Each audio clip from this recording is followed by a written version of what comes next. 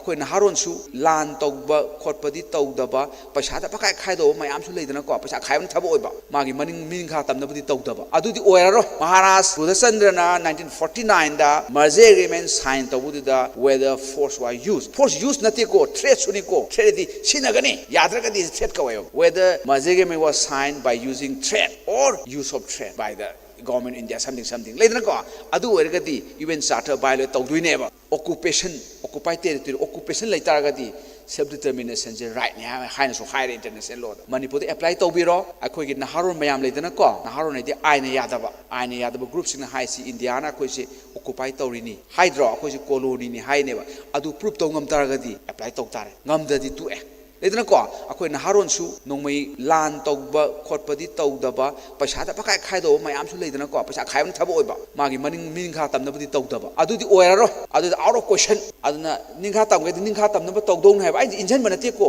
ꯃꯥꯏ ꯃꯊꯧꯗꯣ ꯇꯧꯗꯧꯅꯤ ꯍꯥꯏꯕꯅꯤꯗ ꯂꯥꯏꯔꯤꯛꯇ ꯌꯥꯎꯖꯔꯤꯕ ꯏꯟꯗꯤꯌꯥꯅ ꯑꯣꯀꯨꯄꯥꯏ ꯇꯧꯏ ꯁꯤ ꯕꯤꯂꯤꯟꯖꯔ ꯑꯣꯀꯨꯄꯦꯁꯟꯅꯤ ꯄ꯭ꯔꯨꯞ ꯇꯧ ꯉꯝ ꯇꯥꯔꯒꯗꯤ ꯔꯥꯏꯠ ꯇꯨ ꯁꯦꯜꯐ ꯗꯤꯇꯔꯃꯤꯅꯦꯁꯟꯁꯤ ꯄꯤꯒꯗꯕꯅꯤꯅ ꯏꯟꯇꯔꯅꯦꯁꯅꯦꯜ ꯂꯣꯗ ꯌꯥꯎꯔꯝꯃꯦ ꯍꯥꯏꯕꯅꯤꯗ